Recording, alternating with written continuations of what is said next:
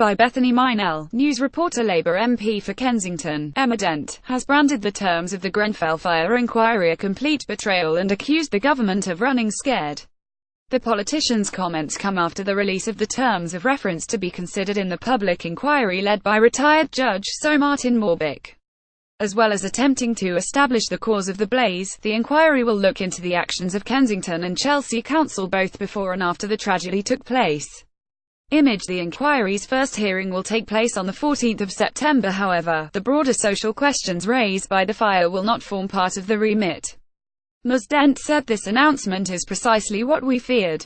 We were told no stone would be unturned, but instead are being presented with a technical assessment which will not get to the heart of the problem: what effects, if any, the lack of investment into social housing had on the refurbishment project.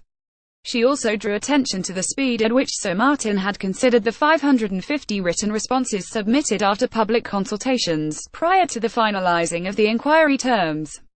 Ms. Dent asked, how can the community possibly have faith in an inquiry with terms of reference so hastily determined by the Prime Minister and her government? It is a complete betrayal of everything we were promised. Clearly, the government are running scared. Image. Emma Dent visits the Tower after the fire with Labour leader Jeremy Corbyn. During preparatory consultations, there were also calls for greater ethnic diversity on the inquiry team, with calls for a community advisor to join the panel. Grenfell Tower: 6 questions victims want answered specifically. The government has said the inquiry will consider the cause and spread of the fire, the design, construction and refurbishment of the tower, the scope and adequacy of the relevant regulations relating to high-rise buildings, whether relevant legislation and guidance were complied with, the actions of the local authority and other bodies before the tragedy, the response of the London Fire Brigade, the response of central and local government in the aftermath of the fire. Image. The inquiry will not look into the wider issues around social housing. The inquiry's first hearing will take place on the 14th of September. An initial report will be produced by Easter, after which the government will make any necessary decisions on future actions.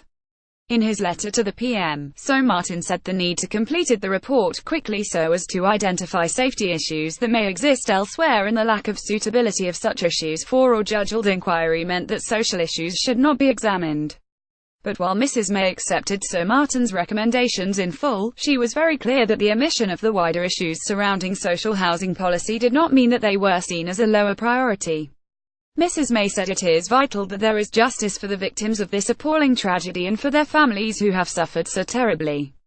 Video haunting Grenfell footage from officers' helmet cam. The terms of reference set out by Sir Martin address crucial issues such as the cause of the fire and the adequacy of building and fire regulations, which will allow the inquiry to get to the truth of what happened and learn the lessons to stop a similar catastrophe happening in the future. I am determined that the broader questions raised by this fire, including around social housing, are not left unanswered. We are taking action with the Housing Minister meeting social housing tenants to discuss the challenges they face, and we will be setting out further proposals in due course.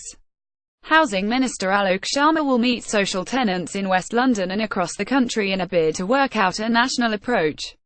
More than 80 people are believed to have died in the fire on the 14th of June. So far, 49 victims have been formally identified by police.